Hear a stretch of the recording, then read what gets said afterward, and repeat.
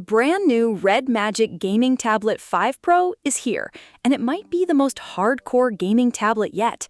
With so many compact tablets launching lately, this one is clearly built for a very specific audience. Hey everyone! Red Magic entered the small gaming tablet market long before most brands. While others are chasing thinner and lighter designs, Red Magic, alongside Lenovo, is focused on one thing: maximum gaming performance. Big thanks to my tech partner over in China for providing this footage. I really appreciate the support in making this video happen. Hey everyone, Stella here from Techie Street. If you're into staying updated with the newest gadgets, make sure to hit that subscribe button and turn on notifications so you don't miss any of our latest tech content. Before we dive in, here are the basics. With the factory screen protector, the tablet weighs almost 390 grams, and the rear camera only supports contrast detection autofocus. Sounds unusual, right? That's exactly what makes this tablet interesting. Red Magic actually sent me this tablet a while ago with no sponsorship. The only rule was no official review. So instead, think of this as an honest first look. Let's start with the box. This is the Blade transparent version. The box is covered with esports certification logos. Not really my style. Inside, you get the manuals, stickers, the tablet, a familiar 100-watt USB-C charger, and the signature red charging cable. There's no L-shaped connector this time, and the cable is about 1 meter long. That's everything. One request for Red Magic: please include a screen protector next time. Now let's check out the tablet. Honestly, my first impression was mixed. I still prefer the 11S Pro's transparent back with its bold cooling design and RGB lighting. Imagine that design on a tablet. It would have looked incredible. But realistically, a glass back would cost more and be less durable. Instead, the 5 Pro uses a seamless metal unibody. It feels extremely solid and premium. At nearly 390 grams, it's a little heavy for long one-handed use, but the build quality is excellent. It's still compact enough to fit in your pocket, technically. This time, there's no built-in cooling fan. Instead, the cooling system and RGB lighting are visible through a small transparent window. It still looks cool, although I wish Red Magic had gone even further. The raised camera area is still there, so you'll want to be careful when placing it on a desk without a case. One major upgrade is the dual USB-C ports. You can charge while using accessories, which is a huge win and partly makes up for the missing headphone jack. I just wish the main USB port was centered. The side fingerprint scanner works as expected, and the buttons feel solid. The red attack slider instantly opens game space, where you'll find performance modes, gaming tools, live stats, and plenty of extra features. The interface looks flashy, but it's surprisingly easy to use. Unlike some gaming devices from ROG or Lenovo Legion, Red Magic focuses more on practical presets instead of overwhelming technical settings. So which do you prefer? Complete control or simple one-click optimization?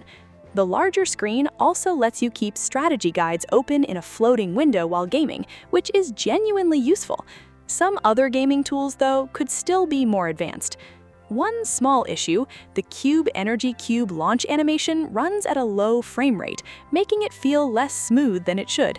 Red Magic also includes its PC emulator. Just log into Steam and enjoy local or streamed PC games.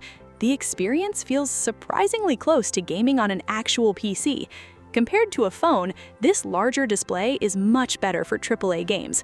Reading subtitles is easier, and the overall experience feels far more immersive.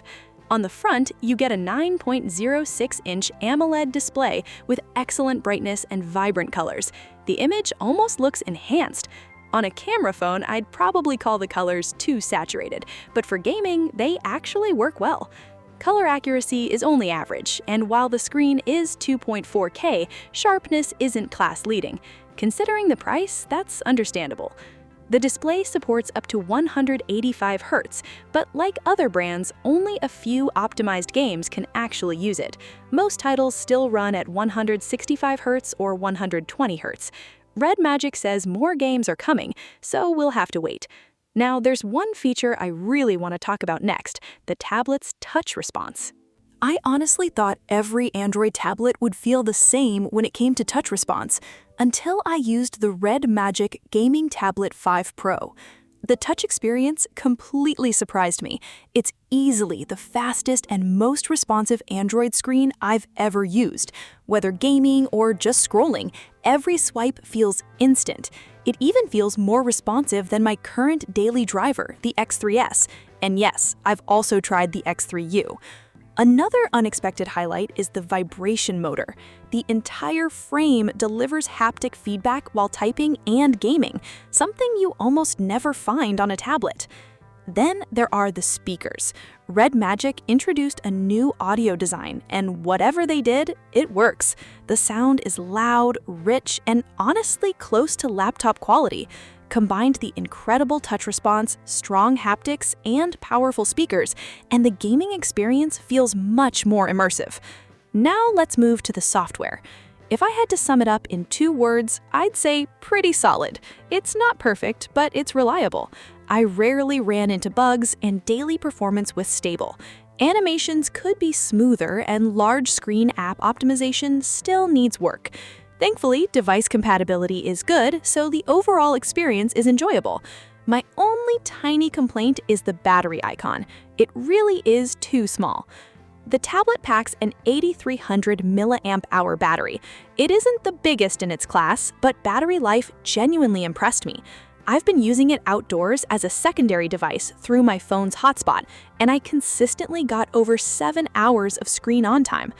One thing that really shocked me was the Wi-Fi performance. Game downloads are incredibly fast. On the same network, downloading the 40+ gigabyte Genshin Impact package was almost twice as fast as on my smartphone. That's seriously impressive. Now let's talk gaming. Ironically, for a gaming tablet, the gaming performance was actually the least surprising part. Before showing the results, remember these are based on my own testing and temperature readings, not certified lab tests. Use them as reference only. Starting with Genshin Impact, gameplay stayed extremely smooth. After 1 hour at maximum settings and 60 FPS, the highest temperature reached about 44 degrees Celsius. In another 1-hour performance test, it stayed around 41 degrees Celsius. Even in Resident Evil 3 Remastered, the tablet averaged around 50 FPS for an hour. Temperature peaked at roughly 47 degrees Celsius. It wasn't exactly cool, but frame rates stayed consistently stable. At the end of the day, gaming is all about sustained performance, and this tablet delivers. It actually performs better than many flagship smartphones, including Red Magic's own gaming phones. It's clear Red Magic knows exactly who this tablet is for. Personally, I've always felt extreme performance for regular mobile games wasn't really necessary. To get the absolute best experience, you usually have to spend a lot of money, and many modern mobile games simply don't justify that investment. That's why gaming phones and tablets have struggled to find their place. But things are changing. More AAA games are arriving on mobile, with titles like Tomb Raider, Death Stranding, and the rapid growth of PC emulators. Powerful hardware is becoming more important than ever before. Of course, some people will ask, why not just play on a gaming PC or PS5? That's a fair question, but being able to carry AAA games anywhere has always been a dream for many gamers.